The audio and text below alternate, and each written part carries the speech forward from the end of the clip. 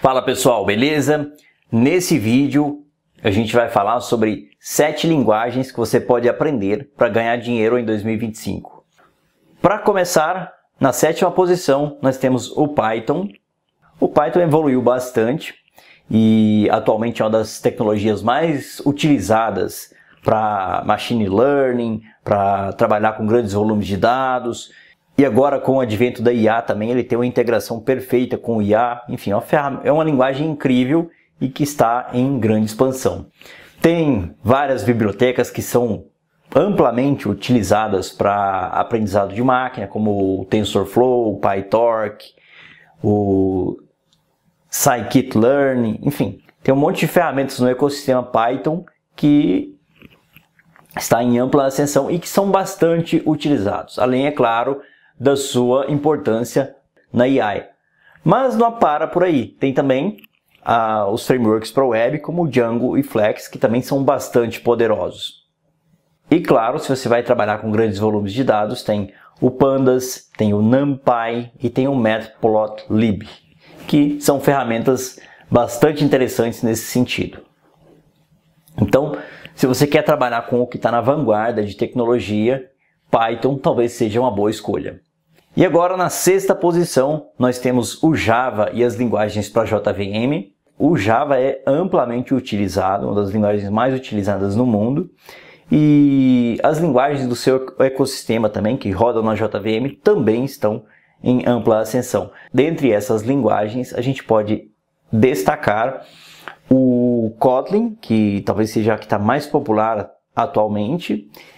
Podemos destacar também o Scala, que é bastante utilizado e já é utilizado há pelo menos uns 15 anos, especialmente para trabalhar com linguagem funcional. Antes mesmo do Java suportar linguagem funcional, ele já suportava. Tem também o Groove. Enfim, o ecossistema Java é muito consolidado no mercado e é utilizado pela maioria das grandes empresas. Então, se você precisa de alguma coisa mais parruda, lá vai ter alguma coisa rodando em Java.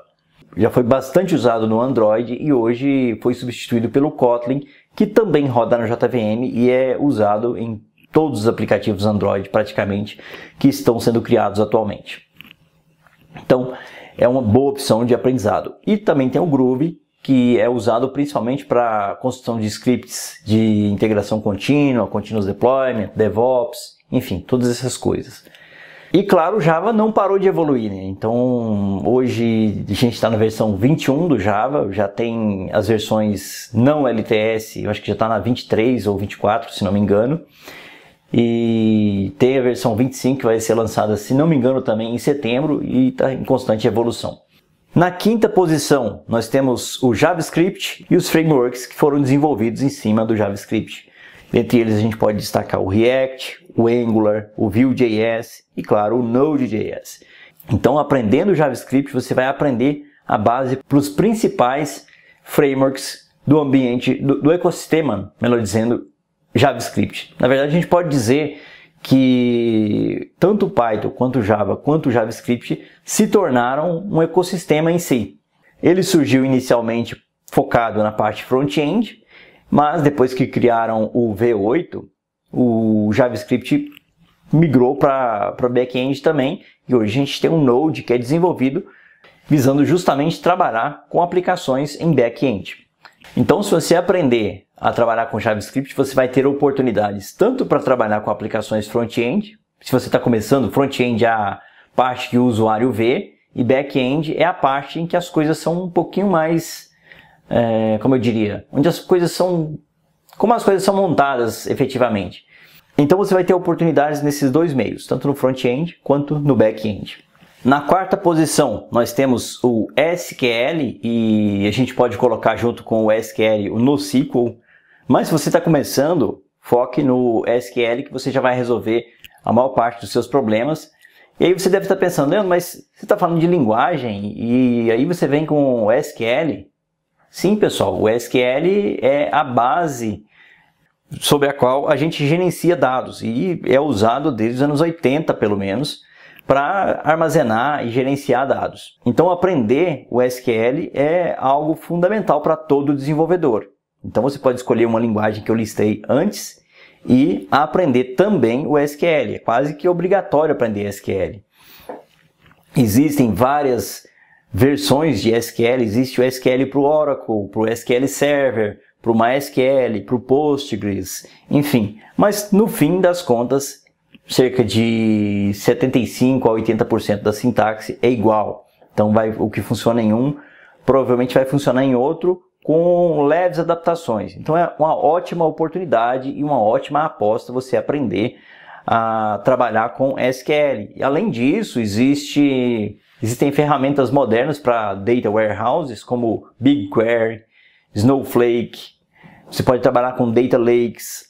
Existem ferramentas como o Amazon Redshift e o Azure Synapse Analytics, que tornou ainda mais tranquilo trabalhar com o SQL e adaptar ele para trabalhar com NoSQL, com MongoDB, com IA, por exemplo. Então, as oportunidades são imensas. E ela é a linguagem utilizada para preparar os datasets para que a IA possa consumir e preparar o conteúdo. Inclusive, essa é uma das tecnologias que você precisa saber para trabalhar com IA vertical. Inclusive, aqui no canal tem um vídeo falando só sobre IA vertical. Acho que vale a pena você dar uma olhada. A terceira linguagem é o C++. Poxa, Leandro, mas C++? Nós já estamos em 2025, você está falando de C++? Sim, pessoal. C++ é a base para todas as linguagens modernas. E se você pensar, o Java, o C Sharp, o Groovy, o Kotlin, que eu já citei aqui, e um pouco menos o Python, todos são abstrações sobre, assim, forçando bastante a barra, eu posso dizer que eles são abstrações para o C. No fim das contas, quem conversa com o hardware é o C e o C++. E aprender a usar essas ferramentas é muito importante, porque se você quiser chamar diretamente o hardware no Java, ou no C Sharp, ou no Python, você vai perder performance. São esses caras aqui que conversam efetivamente com a sua memória, com o HD, com a sua placa de vídeo. É essa linguagem aqui que é construída para fazer isso. E essa ferramenta é utilizada, inclusive, na sua geladeira, na sua máquina de lavar, enfim, todas essas coisas. Então, é uma ótima aposta a aprender C++.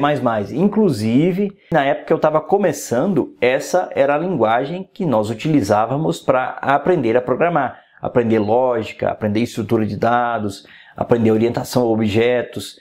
Tudo que você vai fazer no C++ é um pouco mais complexo, mas é ele que vai te dar a base para conhecer o que está acontecendo na sua máquina. Você vai aprender o que a sua máquina está fazendo e por quê. E por isso, na minha opinião, a melhor forma de aprender a programar é começando por esse cara aqui. Você vai passar mais trabalho, você vai demorar um pouco mais, mas você vai virar um desenvolvedor mais completo. Na segunda posição está o C Sharp. Sim, pessoal, C Sharp. Na minha opinião, ele está em uns, talvez, 10% ou entre 10% e 20% do mercado é código C Sharp, pessoal. A plataforma .NET é código C Sharp. Então ele é a linguagem mais forte do .NET e uma das mais populares, mais legais também de trabalhar. Se você já aprendeu Java ou se você já sabe trabalhar com Java, já sabe trabalhar com Kotlin, eu acho que você vai gostar de aprender a trabalhar com C Sharp. Ele é muito utilizado no desenvolvimento de jogos e tem integração com Unity. E por isso ele é uma linguagem ideal para você começar, especialmente se seu sonho é trabalhar com jogos. Além, é claro, de ter integração com a maioria das ferramentas da Microsoft, como por exemplo o SQL Server, o Windows Server, Power BI, Azure, Machine Learning, enfim, tem muita coisa no C Sharp que você pode utilizar. Além de tudo isso, há uns 4 anos atrás, se tornou open source. Então, da mesma maneira que o Java é de código aberto e que roda em várias plataformas, o .NET hoje roda em múltiplas plataformas. E por fim nós temos o Docker e ferramentas de containers. E atualmente um desenvolvedor que não sabe SQL e nem sabe Docker é um desenvolvedor incompleto. Então o Docker é a última tecnologia, não é exatamente uma linguagem, mas é fundamental que você saiba trabalhar com Docker atualmente ou você vai ter limitações no mercado. Então Ele é muito utilizado em stacks de microserviços, também é usado para trabalhar com IA, para facilitar o deploy de aplicações, o Docker é ideal. E junto com ele tem também o Kubernetes, que é o próximo passo. O próximo passo é trabalhar com Docker Compose e Kubernetes. Mas se você está no início, começar com o Docker já vai ser um baita de um avanço. Então, são essas as tecnologias que eu recomendo que você foque e tente aprender em 2025.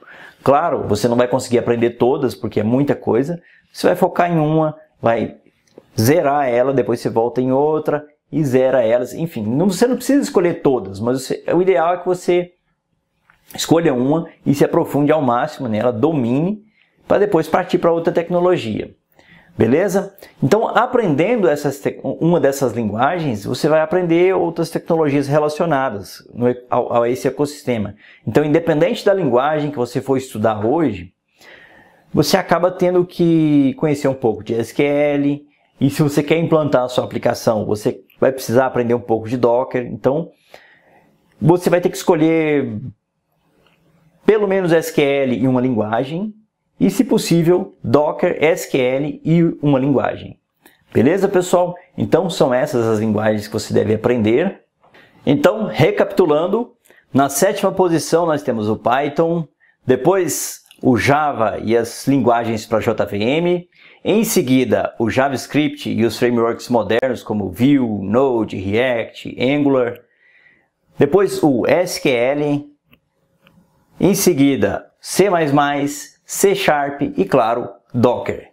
Beleza, pessoal? Então é isso aí. Conto com a sua inscrição. Esse é o momento de comentar no vídeo e deixar a sua opinião. Falar se você concorda com a lista de linguagens que eu deixei aqui. Se não concorda, por que você não concorda. E se tem alguma que ficou de fora e você acha que merecia estar nessa lista.